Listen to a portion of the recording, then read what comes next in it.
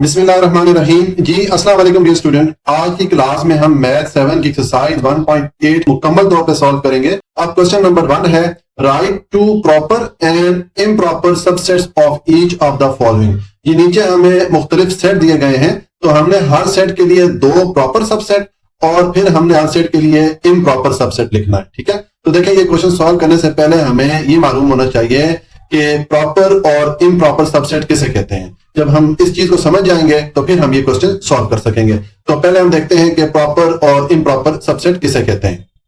जी, अब ये कुछ टर्म्स हैं, पहले हम इनको समझ लेते हैं, इनकी डेफिनेशन समझ लेते हैं, फिर हम एक्सरसाइज की तरफ चलेंगे और क्वेश्चन सॉल्व करेंगे। देखिए सबसे पहले हम देखते हैं कि सबसेट किसको कहते हैं। सबसेट के लिए ये वाला सिंबल यूज किया जाता है। इसको हम एग्जांपल से समझेंगे। ये मैंने 3 यहाँ पर सेट दिए हुए हैं। अब देखिए ये सेट ए है, इसमें ये 3 एलिमेंट आ रहे हैं, और सेट बी है, इसमें ये 2 एलिमेंट आ रहे हैं। अगर आप सेट बी के एलिमेंट्स देखें तो ये दोनों एलिमेंट जो है इस सेट ए में आ रहे हैं। ठीक है, इसका मतलब ये है कि ये जो सेट बी है ये सेट ए का सबसेट कहलाएगा। ठीक है, जब भी आपके पास ऐसा सेट हो जिसके सारे एलिमेंट किसी दूसरे सेट में आ रहे हो, तो वो जो पहले वाला सेट होता है वो दूसरे सेट का सबसेट कहलाता है। ठीक है, सबसेट के लिए ये वाला सिंबल यूज किया जाता है। तो अगर मैं ये लिखना चाहूं कि ये सेट बी सेट ए का सबसेट है, तो इसको हम इस तरह लिखेंगे कि set B is subset of set A. ठीक है, हम इसको इस तरह लिखेंगे। ठीक है, उसके बाद नेक्स्ट यहां पर आ रहा है सुपर सेट। सुपर सेट के लिए ये वाला सिंबल यूज किया जाता है। तो देखिए यहां पर मैंने आपको बताया कि चूंकि ये बी जो सेट था इसके सारे एलिमेंट सेट ए में आ रहे थे, तो सेट बी को हमने कहा कि सेट ए का सबसेट है। तो फिर सेट ए क्या हो जाएगा, यानी कि जो बड़े वाला सेट है वो फिर छोटे वाले सेट का सुपर सेट कहलाएगा। तो इस केस में फिर ए जो है सेट बी का सुपर सेट हो जाएगा। सुपर सेट के लिए मैंने आपको बताया ये वाला सिंबल यूज करते हैं। तो अगर मैं ये लिखना चाहूं कि सेट ए बी का सुपर सेट है, तो हम इसको इस तरह लिखेंगे, set A is super set of set B. ठीक हो गया। उसके बाद नेक्स्ट है प्रॉपर सेट, या आप इसको प्रॉपर सबसेट भी कह सकते हैं। इसके लिए ये वाला सिंबल यूज किया जाता है। अब यहां पर देखें, मैंने आपको बताया कि ये जो सेट बी है सेट ए का सबसेट था, क्योंकि सेट बी के सारे एलिमेंट सेट ए में आ रहे थे, लेकिन सेट ए के सारे एलिमेंट सेट बी में नहीं आ रहे। ठीक है, यानी कि ये सेट बी सेट ए का सबसेट तो है, लेकिन ये दोनों सेट आपस में इक्वल नहीं है। तो इस केस में ये जो सेट बी है ये सेट ए का प्रॉपर सबसेट बी कहलाएगा। तो प्रॉपर सबसेट के लिए हम ये वाला सिंबल यूज करेंगे। ठीक है, तो अगर मैं ये लिखना चाहूं कि जो सेट बी है सेट ए का प्रॉपर सबसेट है, तो हम इस तरह लिखेंगे कि B is a proper subset of set A. ठीक है, तो प्रॉपर सेट के केस में क्या होता है कि जो सबसेट होता है वो अपने सुपर सेट के इक्वल नहीं होता। ठीक है, अब नेक्स्ट है इम्प्रॉपर सबसेट। इम्प्रॉपर सबसेट के लिए ये वाला सिंबल यूज किया जाता है। अब देखिए यहां पर मैंने एक तीसरा सेट दिया हुआ है सेट सी, इसमें ये एलिमेंट्स आ रहे हैं। अब इस सेट सी के एलिमेंट अगर आप देखें तो ये सेट ए में भी आ रहे हैं। इसका मतलब है कि ये सेट सी जो है सेट ए का सबसेट है, क्योंकि सेट सी के सारे एलिमेंट सेट ए में आ रहे हैं। लेकिन साथ में आप ये देखें कि ये दोनों सेट आपस में इक्वल भी है, यानी कि ये जो सबसेट है सेट सी ये अपने सुपर सेट यानी कि सेट ए के इक्वल भी है। ठीक है, तो जब एक सबसेट अपने सुपर सेट के इक्वल हो जाए तो फिर उस केस में हम उसको इम्प्रॉपर सबसेट कहेंगे। हम कहेंगे ये जो सेट सी है ये सेट ए का इम्प्रॉपर सबसेट है। हम इसके ऑपोजिट मीनिंग भी कह सकते हैं कि सेट ए जो है वो सेट सी का इम्प्रॉपर सबसेट है। ठीक है, तो अब अगर मैं ये लिखना चाहूं कि ये सेट सी सेट ए का इम्प्रॉपर सबसेट है, तो जिस तरह आपको मैंने बताया ये वाला सिंबल हम यूज करते हैं इम्प्रॉपर सबसेट के लिए। तो मैं हम इस तरह लिखेंगे कि set C is improper subset of set A. ठीक हो गया। तो प्रॉपर और इम्प्रॉपर सबसेट में फिर फर्क क्या हो गया कि प्रॉपर सबसेट की सूरत में जो सबसेट होता है वो अपने सुपर सेट के इक्वल नहीं होता। ठीक है, यानी कि सुपर सेट के सारे एलिमेंट उस सबसेट में नहीं आएंगे, लेकिन इम्प्रॉपर सबसेट की सूरत में जो सबसेट होता है वो अपने सुपर सेट के इक्वल भी होता है, यानी कि सुपर सेट के सारे एलिमेंट उस सबसेट में आ रहे होते हैं। ठीक हो गया, ये डिफरेंस हो गया प्रॉपर और इम्प्रॉपर सबसेट में। तो ये तो हमने डेफिनेशन देख ली। अब हम क्वेश्चन की तरफ चलते हैं और क्वेश्चन सॉल्व करते हैं। जी, अब हम क्वेश्चन सॉल्व करते हैं। तो पार्ट 1 है, इसमें हमें ये सेट ए दिया गया है, इसमें ये 3 एलिमेंट्स आ रहे हैं। तो अब हम इस सेट ए के लिए 2 प्रॉपर सेट और फिर हम इस सेट ए के लिए इम्प्रॉपर सबसेट लिखेंगे। ठीक है, तो देखिए इसका सोल्यूशन है, पहले मैंने ये सेट लिखा, अब पहले हम इसके लिए 2 प्रॉपर सबसेट लिखते हैं। ठीक है, तो देखें जब प्रॉपर सबसेट हम लिखेंगे तो मैंने लिखा है प्रॉपर सबसेट, और उसके बाद मैंने इस सेट ए के 2 एलिमेंट उठा के उनको मैंने अलग-अलग 2 सेट्स बना दिए। अब ये जो 2 मैंने सेट बनाए हैं ये दोनों सेट इस सेट ए के सबसेट हैं, क्योंकि दोनों के एलिमेंट्स इस सेट ए में आ रहे हैं। ठीक है, तो ये दोनों सेट इस सेट ए के सबसेट हो गए, और दूसरा साथ ही ये दोनों सेट इस सेट ए के प्रॉपर सबसेट भी कहलाएंगे, क्योंकि ये दोनों सबसेट इस सेट ए के इक्वल नहीं है।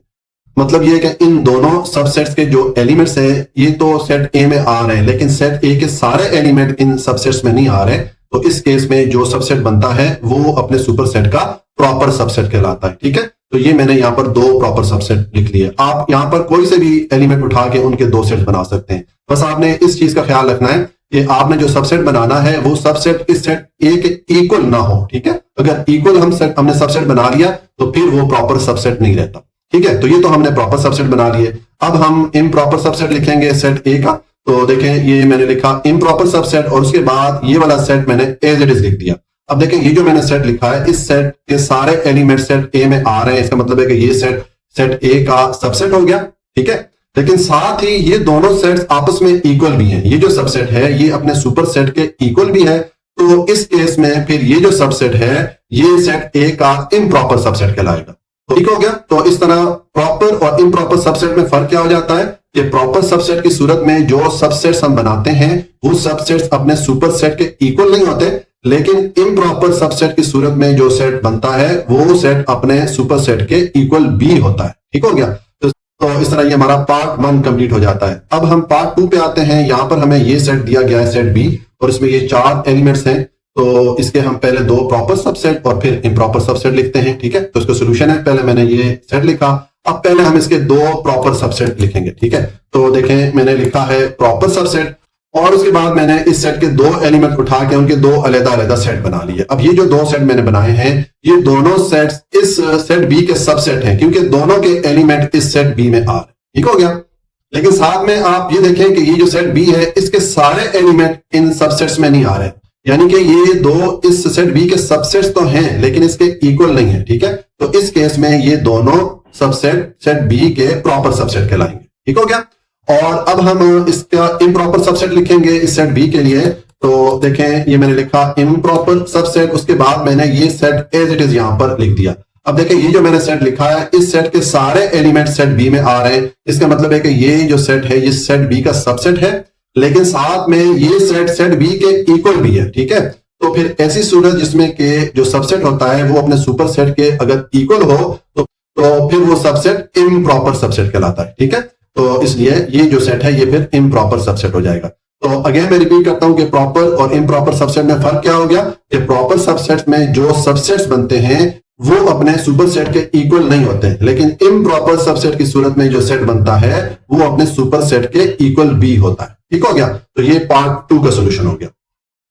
अब पार्ट 3 है, इसमें ये सेट सी दिया गया है। तो इसके लिए हम पहले 2 प्रॉपर सबसेट लिखते हैं, फिर हम इसका इम्प्रॉपर सबसेट लिख लेंगे। तो देखें इसका सोल्यूशन है, पहले तो मैंने ये सेट लिखा, अब पहले हम इसके 2 प्रॉपर सबसेट लिखते हैं। तो देखें ये मैंने यहाँ पर लिखा प्रॉपर सबसेट। ठीक है, और उसके बाद मैंने इस सेट के 2 एलिमेंट उठा के उनके 2 सेट्स बना दिए। अब ये जो मैंने 2 सेट्स बनाए हैं ये दोनों सेट इस सेट सी के सबसेट हैं क्योंकि दोनों के एलिमेंट्स यहां पर इस सेट सी में आ रहे हैं। ठीक है, लेकिन साथ में आप ये देखें कि जो सेट सी के सारे एलिमेंट है वो इन दोनों सबसेट्स में नहीं आ रहे हैं, यानी कि ये जो 2 सबसेट्स हैं ये सबसेट्स अपने सुपर सेट के इक्वल नहीं है। ठीक है, तो ऐसी सूरत में जो सबसेट होते हैं वो प्रॉपर सबसेट कहलाते हैं। ठीक हो गया। और अब हम इसका इम्प्रॉपर सबसेट लिखेंगे। तो देखेंगे मैंने लिखा इम्प्रॉपर सबसेट, उसके बाद मैंने ये वाला सेट एज इट इज यहां पर लिख दिया। अब ये जो मैंने सेट यहां पर लिखा है इस सेट के सारे एलिमेंट इस सेट सी में आ रहे हैं। इसका मतलब है कि ये जो सेट है ये सेट सी का सबसेट है और साथ में ये वाला सेट इस सेट सी के इक्वल भी है। ठीक है, ये जो सबसेट है ये अपने सुपर सेट के इक्वल भी है। तो इस केस में फिर जो सबसेट बनता है वो इम्प्रॉपर सबसेट कहलाता है। ठीक है, तो इस तरह प्रॉपर और इम्प्रॉपर सबसेट में फर्क क्या हो गया कि प्रॉपर सबसेट की सूरत में जो सबसेट्स बनते हैं वो अपने सुपर सेट के इक्वल नहीं होते, यानी कि सुपर सेट के सारे एलिमेंट उन सबसेट्स में नहीं आ रहे होते, लेकिन इम्प्रॉपर सबसेट की सूरत में जो सबसेट बनता है वो अपने सुपर सेट के इक्वल भी होता है, यानी कि जो सुपर सेट होता है उसके सारे एलिमेंट्स उस सबसेट में भी आ रहे होते हैं। ठीक हो गया, ये फर्क होता है प्रॉपर और इम्प्रॉपर सबसेट में। तो ये हमारा पार्ट 3 कंप्लीट हो गया। उसके बाद आप पार्ट 4 पे आ जाएं। यहाँ पर हमें ये एक सेट डी दिया गया है, इसमें ये 4 एलिमेंट है। तो अब इसके हम 2 प्रॉपर और फिर हम इम्प्रॉपर सबसेट इसका लिखेंगे। इसका सोल्यूशन है, पहले मैंने ये सेट लिखा, अब पहले इसके हम 2 प्रॉपर सबसेट लिखेंगे। तो देखें मैंने लिखा प्रॉपर सबसेट और उसके बाद मैंने इस सेट डी के 2 एलिमेंट उठा के उनके 2 अलग-अलग सेट बना दिए। अब ये जो 2 मैंने अलग सेट बनाए हैं ये दोनों सेट इस सेट डी के सबसेट हैं क्योंकि दोनों के एलिमेंट्स यहां सेट डी में आ रहे हैं, लेकिन यहां पर देखें जो सेट डी है इसके सारे एलिमेंट इन सबसेट्स में नहीं आ रहे, ठीक है, यानी कि ये जो सबसेट हैं ये सबसेट अपने सुपर सेट के इक्वल नहीं है। तो ऐसी सूरत में जो भी सबसेट बनते हैं वो प्रॉपर सबसेट कहलाते हैं, ठीक है। अब हम इस सेट के लिए इम्प्रॉपर सबसेट लिखेंगे, तो देखें ये हो जाएगा, मैंने लिखा इम्प्रॉपर सबसेट और उसके बाद ये वाला सेट मैंने एज इट इज लिख दिया। अब ये जो सेट मैंने यहां पर लिखा है इस सेट के सारे एलिमेंट इस सेट डी में आ रहे हैं, इसका मतलब है कि ये जो सेट है इस सेट डी का सबसेट हो गया और साथ ही ये वाला जो सेट है सेट डी के इक्वल भी है क्योंकि सेट डी के सारे एलिमेंट इस सबसेट में आ रहे हैं, ठीक है। तो ऐसी सूरत में जब सबसेट अपने सुपर सेट के इक्वल भी हो, ठीक है, तो फिर वो सबसेट इम्प्रॉपर सबसेट कहलाता है, ठीक हो गया। तो प्रॉपर और इम्प्रॉपर सबसेट में फर्क क्या हो गया कि प्रॉपर सबसेट की सूरत में जो सबसेट्स बनते हैं वो अपने सुपर सेट के इक्वल नहीं होते हैं, यानी कि सुपर सेट के सारे एलिमेंट उन सबसेट्स में नहीं आ रहे होते। लेकिन इम्प्रॉपर सबसेट की सूरत में जो सबसेट बनता है वो अपने सुपर सेट के इक्वल भी होता है क्योंकि सुपर सेट के सारे एलिमेंट उस सबसेट में भी आ रहे होते हैं, ठीक हो गया। तो ये हमारा पार्ट 4 कंप्लीट हो जाता है। अब पार्ट 5 पे आ जाए, यहां पर हमें ये सेट ई दिया गया है, इसमें ये एलिमेंट आ रहे हैं, ये 3 यहां पर शेप्स हैं, ट्रायंगल है, सर्कल है और रेक्टेंगल है। तो इसके लिए हम 2 प्रॉपर सबसेट और फिर उसके बाद इसका इम्प्रॉपर सबसेट लिखते हैं। तो इसका सोल्यूशन है, पहले तो मैंने ये सेट लिखा, अब पहले हम इसके 2 प्रॉपर सबसेट लिखेंगे। तो देखें मैंने लिखा प्रॉपर सबसेट और उसके बाद मैंने इस सेट के 2 एलिमेंट उठा के उनके 2 अलग-अलग सेट बना लिए। अब ये जो सेट्स हैं ये दोनों सेट इस सेट ई के सबसेट हैं क्योंकि दोनों के एलिमेंट सेट ई में आ रहे हैं, ठीक है। लेकिन सेट ई के सारे एलिमेंट इन दोनों सबसेट्स में नहीं आ रहे हैं। तो ऐसी सूरत जब सबसेट अपने सुपर सेट के इक्वल ना हो, यानी कि सुपर सेट के सारे एलिमेंट उन सबसेट्स में ना आ रहे हो, तो ऐसे सबसेट पे प्रॉपर सबसेट कहलाते हैं, ठीक हो गया। अब हम इम्प्रॉपर सबसेट लिखेंगे, तो यहां पर मैंने लिखा इम्प्रॉपर सबसेट और उसके बाद ये वाला जो सेट है मैंने एज इट इज लिख दिया। अब ये जो मैंने सेट लिखा है इस सेट के सारे एलिमेंट इस सेट ई में आ रहे हैं, तो इसका मतलब है कि ये जो सेट है ये सेट ई का सबसेट हो गया। और साथ में अब अगर आप देखें तो ये जो सेट है ये दोनों आपस में इक्वल भी हैं, यानी कि ये जो सबसेट मैंने बनाया है इसमें सारे एलिमेंट जो इसका ये सुपर सेट है यानी कि सेट ई, इसके सारे एलिमेंट इसमें आ रहे हैं, तो ये दोनों आपस में इक्वल भी हैं। तो ऐसी सूरत में जब एक सबसेट अपने सुपर सेट के इक्वल भी हो तो फिर वो सबसेट इम्प्रॉपर सबसेट कहलाता है, ठीक है। तो प्रॉपर और इम्प्रॉपर सबसेट में फर्क क्या हो गया कि प्रॉपर सबसेट की सूरत में जो सबसेट्स बनते हैं वो अपने सुपर सेट के इक्वल नहीं होते, यानी कि सुपर सेट के सारे एलिमेंट उन सबसेट्स में नहीं आ रहे होते। लेकिन इम्प्रॉपर सबसेट की सूरत में जो सबसेट बनता है वो अपने सुपर सेट के इक्वल होता है, यानी कि उस सुपर सेट के सारे एलिमेंट सबसेट में भी आ रहे होते हैं, ठीक हो गया। तो ये हमारा पार्ट 5 कंप्लीट हो गया।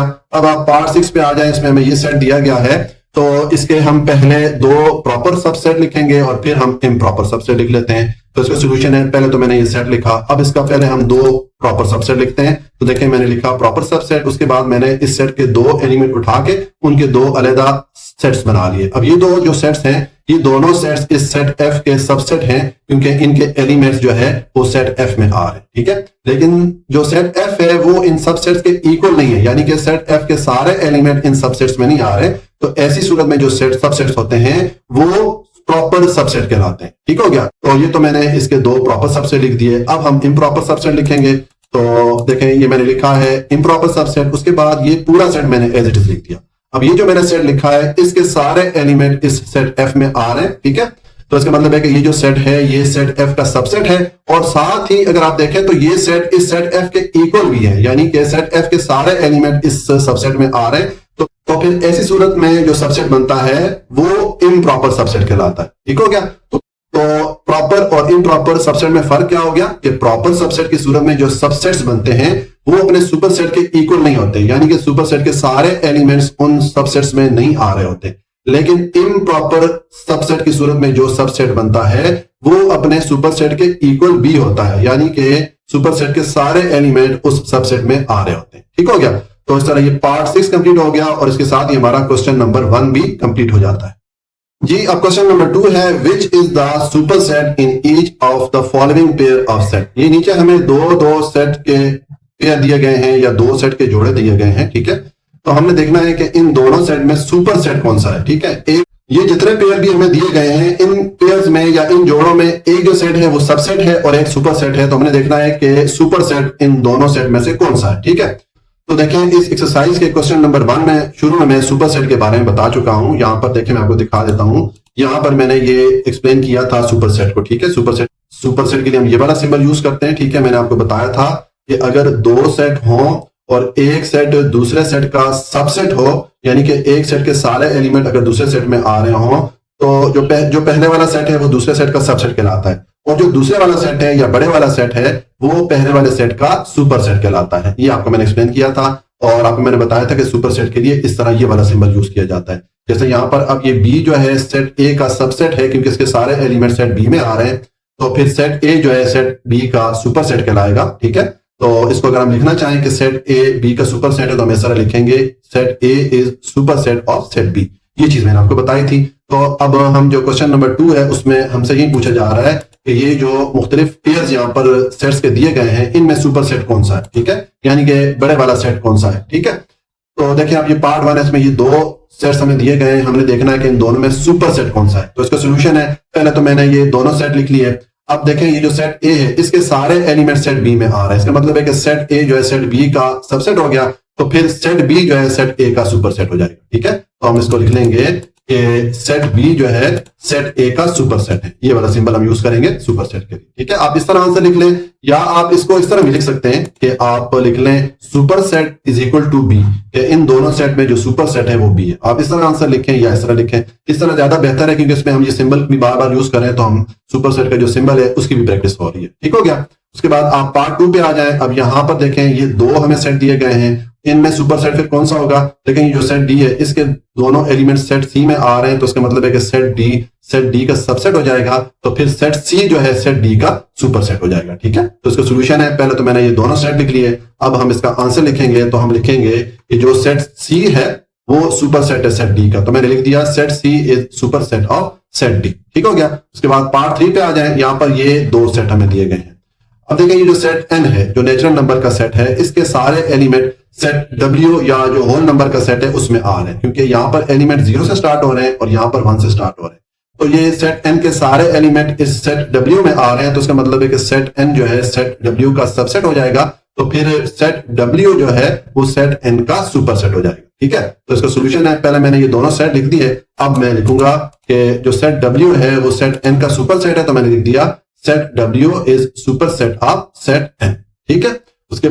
उसके बाद ये पार्ट 4 है, इसमें हमें ये दो सेट दिए गए हैं सेट ई और एफ। तो अब देखें सेट ई के ये जो एलिमेंट है 1 2 3, ये सारे एलिमेंट इस सेट एफ में भी आ रहे हैं, ठीक है, क्योंकि सेट एफ में पॉजिटिव और नेगेटिव दोनों नंबर हैं और सेट ई में सिर्फ पॉजिटिव नंबर है। ये सारे पॉजिटिव नंबर इस सेट एफ में आ रहे हैं, तो फिर सेट ई जो है सेट एफ का सबसेट हो जाएगा, तो इसका मतलब है कि फिर सेट एफ सेट ई का सुपरसेट हो जाएगा, ठीक है। तो इसका सोल्यूशन है, पहले मैंने ये दोनों सेट लिख दिए, अब मैं लिखूंगा कि सेट एफ जो है वो सेट ई का सुपरसेट है, तो मैंने लिख दिया set F is superset of set ई, ठीक है।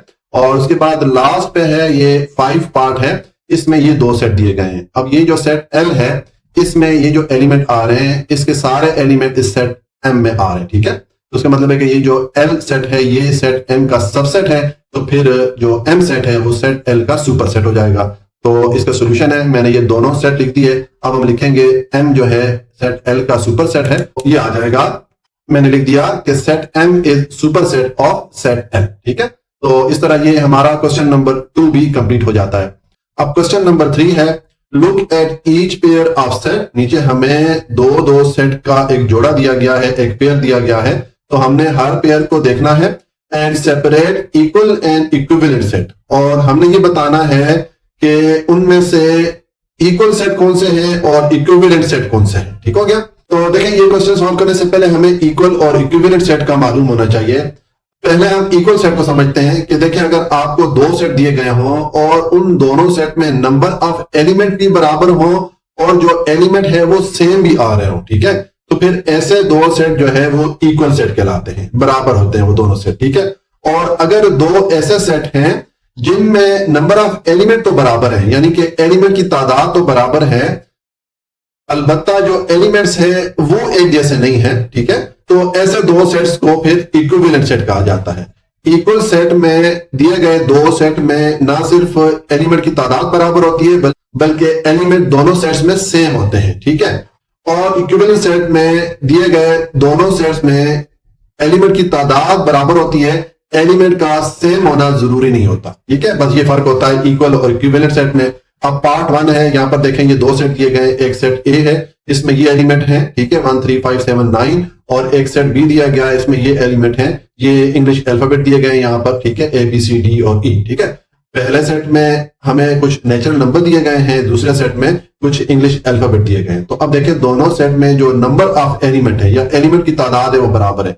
सेट ए में भी टोटल एलिमेंट 5 है, 1 2 3 4 5, और सेट बी में भी नंबर ऑफ एलिमेंट 5 है, 1 2 3 4 5। लेकिन दोनों सेट में जो एलिमेंट है वो सेम नहीं है, एक जैसे नहीं है, तो फिर ये जो दोनों सेट होंगे ये दोनों फिर इक्विवेलेंट सेट होंगे, ठीक है। तो देखिए इसका सोल्यूशन है, पहले तो मैंने ये दोनों सेट लिख दिए, अब हम इसका आंसर लिखेंगे। तो अब चूंकि ये दोनों सेट इक्विवेलेंट सेट है तो हम अपना आंसर लिखेंगे कि सेट ए जो है वो सेट बी के इक्विवेलेंट है, या हम ये भी लिख सकते हैं कि सेट बी जो है सेट ए के इक्विवेलेंट है, ठीक है। तो हम इसका आंसर लिखेंगे। तो देखिए इक्विवेलेंट के लिए जो सिंबल यूज किया जाता है वो ये वाला सिंबल, ये जो एरो का साइन है इस तरह शो किया जाता है, ठीक है। इसको हम पढ़ेंगे किस तरह के set A is equivalent to set B, ठीक है। क्योंकि ये दोनों सेट इक्विवेलेंट सेट थे इसलिए हमने इसको इस तरह शो कर दिया। उसके बाद पार्ट 2 पे आ जाए, यहां पर हमें ये दो सेट दिए गए हैं, एक सेट सी है, इसमें ये एलिमेंट आ रहे हैं 0 2 4 6 8, और सेट डी है, इसमें ये दो एलिमेंट आ रहे हैं 0 2 4 6 8। अब इसको हम सॉल्व करेंगे। तो मैंने लिखा सोल्यूशन, उसके बाद मैंने ये दोनों सेट लिख दिए। अब हमने देखना है कि ये दोनों सेट इक्वल है या इक्विवेलेंट है। तो देखें इन दोनों सेट में एक तो जो नंबर ऑफ एलिमेंट है या एलिमेंट की तादाद है वो बराबर है, दोनों में 5 एलिमेंट आ रहे हैं, और दूसरा दोनों में सेम एलिमेंट आ रहे हैं, दोनों में एक जैसे एलिमेंट आ रहे हैं। तो फिर ये दोनों सेट जो है इक्वल सेट कहलाएंगे, ठीक है, क्योंकि इनमें ना सिर्फ एलिमेंट की तादाद बराबर है बल्कि एलिमेंट जो है दोनों में एक जैसे हैं, सेम है। तो हम कहेंगे कि ये जो दो सेट है ये आपस में इक्वल सेट है, ठीक है।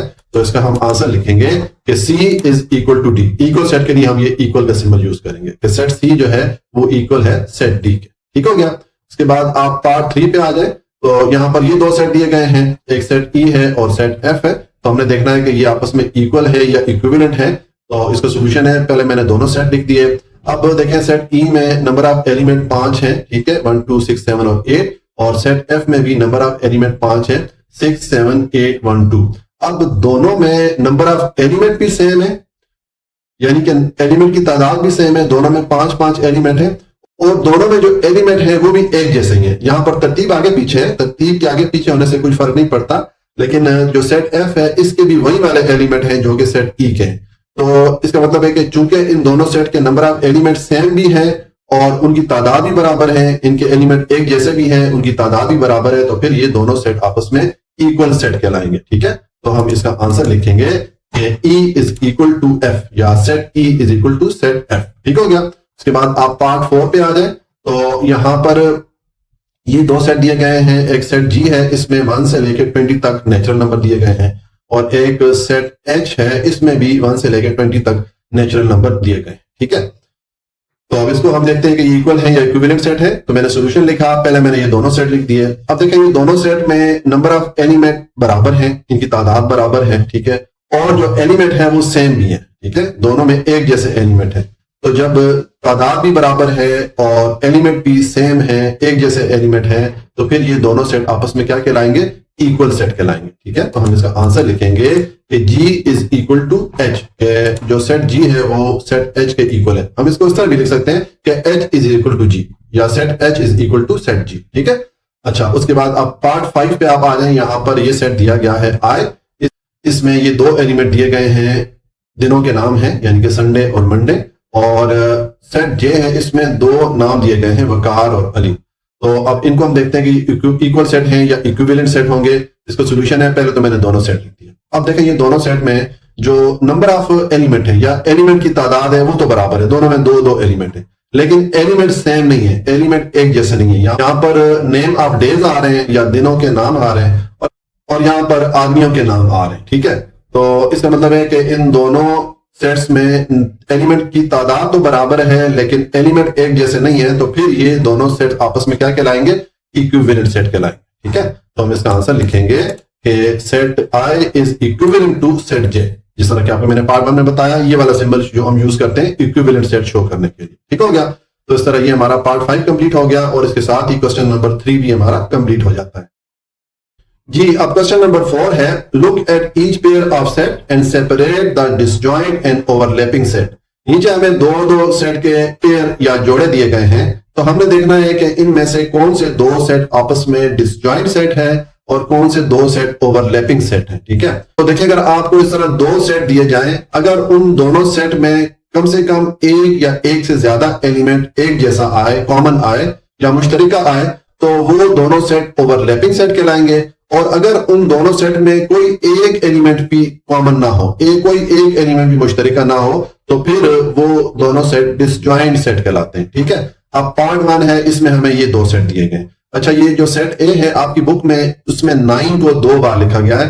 तो देखिए अगर किसी भी सेट में कोई एलिमेंट रिपीट हो रहा हो तो वो फिर सेट नहीं रहता। ठीक है, इसलिए मैंने वो 9 मैंने निकाल दिया क्योंकि वो मुझे टाइपिंग मिस्टेक लगती है। ठीक है, मैंने सिर्फ एक बार 9 लिखा है। तो अब ये दोनों सेट हैं, इनमें हमने देखना है कि ये आपस में डिसजॉइंट सेट है या ओवरलैपिंग सेट है। तो इसका सोल्यूशन है, पहले तो मैंने ये दोनों सेट्स लिख लिया। ठीक है, अब देखें ये जो दोनों सेट है, इनमें कोई एक एलिमेंट भी कॉमन नहीं आ रहा, कोई मुश्तरिका नहीं आ रहा, क्योंकि सेट ए जो है इसमें नंबर्स आ रहे हैं और सेट बी जो है इसमें अल्फाबेट्स आ रहे हैं। ठीक है, कोई भी एलिमेंट इनमें कॉमन नहीं है, मुश्तरिका नहीं है, तो इसका मतलब है कि ये दोनों सेट फिर क्या कहलाएंगे, आपस में डिसजॉइंट सेट कहलाएंगे। ठीक है, तो हम इसका आंसर लिख लेंगे कि A and B are disjoint set, यानी कि ये जो सेट ए और बी है ये दोनों डिसजॉइंट सेट है क्योंकि इनमें कोई एक एलिमेंट भी मुश्तरिका नहीं है। उसके बाद पार्ट 2 पे आप आ जाएं तो यहां पर ये सेट दिया गया है, सेट सी है, इसमें ये 4 एलिमेंट है, सेट डी में ये 4 एलिमेंट है। अब हमने देखना है कि ये दोनों आपस में डिसजॉइंट सेट है या ओवरलैपिंग सेट है। तो इसका सोल्यूशन है, पहले तो मैंने ये दोनों सेट लिख दिए। अब देखें सेट सी में ये 2 एलिमेंट आ रहे हैं 0 और 5। ठीक है, और सेट डी में भी ये दोनों एलिमेंट आ रहे हैं 0 और 5। तो आपको जिस तरह के पार्ट 1 में मैंने बताया कि अगर आपको इस तरह 2 सेट दिए गए हों और उन दोनों सेट में कम से कम अगर कोई एक एलिमेंट भी कॉमन आ जाए, मुश्तरिका आ जाए या एक जैसा आ जाए, तो फिर वो दोनों सेट जो है वो ओवरलैपिंग सेट कहलाते हैं। ठीक है, तो हम आंसर में लिखेंगे कि C and D are overlapping set, के ये जो सेट सी और डी है ये ओवरलैपिंग सेट है क्योंकि इनमें ये 2 एलिमेंट कॉमन आ रहे हैं या मुश्तरिका आ रहे हैं। ठीक है, उसके बाद पार्ट 3 पे आ जाए, यहां पर ये सेट ई है, इसमें ये एलिमेंट है 1 से लेकर 6 तक नेचुरल नंबर है, और सेट एफ है, इसमें ये एलिमेंट आ रहे हैं 1, 3, 2, 5 और 6, इसमें भी नेचुरल नंबर ही है, उनकी तरतीब आगे पीछे है। तो अब हम देखते हैं कि ये डिसजॉइंट सेट है या ओवरलैपिंग सेट है। तो अब देखें इन दोनों सेट में 1, 2, 3, 5 और 6 ये कॉमन आ रहे हैं। ये एलिमेंट यहाँ सेट ई में भी है और ये सारे एलिमेंट सेट एफ में भी है। तो आपको जिस तरह के मैंने पार्ट 1 और पार्ट 2 में बताया था कि अगर आपको इस तरह 2 सेट दिए जाएं और उन दोनों सेट में अगर कम से कम एक एलिमेंट भी मुश्तरिका आ जाए, कॉमन आ जाए, यहां पर तो एक से ज्यादा है। ठीक है, तो फिर वो दोनों सेट आपस में क्या कहलाते हैं, ओवरलैपिंग सेट कहलाते हैं। तो हम यहां पर लिख लेंगे अपने आंसर में कि E and F R overlapping set, के ये जो 2 सेट हैं ई और एफ ये ओवरलैपिंग सेट हैं क्योंकि इनमें मुश्तरिका या कॉमन एलिमेंट्स आ रहे हैं। ठीक हो गया। उसके बाद पार्ट 4 है, इसमें ये 2 सेट दिए गए हैं। अब सेट पी है, इसमें एलिमेंट है 2, 3, 5, 7, 11, और सेट क्यू है, इसमें एलिमेंट है 4, 6, 8, 9, 10, 12। तो अब हमने देखना है कि ये दोनों डिसजॉइंट सेट हैं या ओवरलैपिंग सेट है। तो इसका सोल्यूशन है, पहले तो मैंने ये दोनों सेट लिख दिया। अब देखें इन दोनों सेट में कोई एक एलिमेंट भी कॉमन नहीं है, मुश्तरिका नहीं है। ठीक है, तो इस सूरत में फिर हम क्या कहेंगे कि सेट पी और क्यू जो है ये डिसजॉइंट सेट है। तो हम अपना आंसर लिखेंगे कि P and Q R disjoint set, क्योंकि इन दोनों में कोई एक एलिमेंट भी मुश्तरिका नहीं है, तो फिर ये डिसजॉइंट सेट हो जाएंगे। ठीक है, और उसके बाद पार्ट 5 है, इसमें ये 2 सेट दिए गए हैं। तो सेट जी है, इसमें ये 3 एलिमेंट हैं, और सेट एच है, इसमें ये 6 एलिमेंट है। ठीक है, तो अब देखते हैं कि ये दोनों डिसजॉइंट सेट हैं या ओवरलैपिंग सेट है। तो इसका सोल्यूशन है, पहले तो मैंने दोनों सेट लिख दिए। अब देखें सेट जी में ये एलिमेंट एक्स, वाई और जेड जो आ रहे हैं, यही एलिमेंट यहाँ सेट एच में भी आ रहे हैं, एक्स, वाई और जेड। ठीक है, तो जिस तरह कि आपको मैं पिछले पार्ट में बताता रहा हूं कि अगर आपको इस तरह 2 सेट दिए जाएं और उन 2 सेट में कम से कम अगर एक एलिमेंट भी मुश्तरिका आ जाए, यहां पर तो 3 आ रहे हैं, लेकिन अगर एक एलिमेंट मुश्तरिका हो या कॉमन हो, तो फिर वो दोनों सेट आपस में ओवरलैपिंग सेट कहलाएंगे। तो फिर ये दोनों सेट क्या हो जाएंगे, ओवरलैपिंग सेट हो जाएंगे।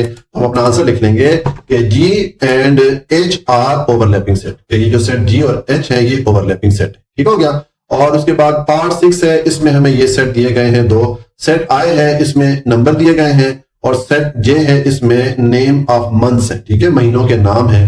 तो अब देखना है कि ये डिसजॉइंट सेट है या ओवरलैपिंग सेट है। तो इसका सोल्यूशन है, पहले तो मैंने ये दोनों सेट लिख दिए। अब देखें ये दोनों सेट में जो एलिमेंट आ रहे हैं ये मुश्तरका नहीं है, इनमें कोई एक एलिमेंट भी कॉमन नहीं आ रहा, एक जैसा नहीं आ रहा। यहाँ पर नंबर है और इस सेट में नेम ऑफ मंथ है, ठीक है। तो इसका मतलब है कि ये दोनों सेट पे क्या होंगे, डिसजॉइंट सेट कहलाएंगे, ठीक है। तो हम अपना आंसर लिखेंगे कि I and J are disjoint set. Set I और सेट जे डिसजॉइंट सेट है क्योंकि इनमें कोई एक एलिमेंट भी कॉमन नहीं आ रहा, मुश्तरका नहीं आ रहा। तो इस तरह ये हमारा क्वेश्चन नंबर 4 कंप्लीट हो गया और एक्सरसाइज 1.8 भी कंप्लीट हो जाती है जी। तो आज के लिए इतना ही। अगर आपको कोई भी पॉइंट समझ में नहीं आया हो तो आप कमेंट में मेंशन कर लीजिएगा, मैं उसका जवाब देने की पूरी कोशिश करूंगा। अगर हो सके तो वीडियो को लाइक, सब्सक्राइब और शेयर भी कर लें। हमेशा खुश रहें, मुस्कुराते रहें। अल्लाह की अमान में।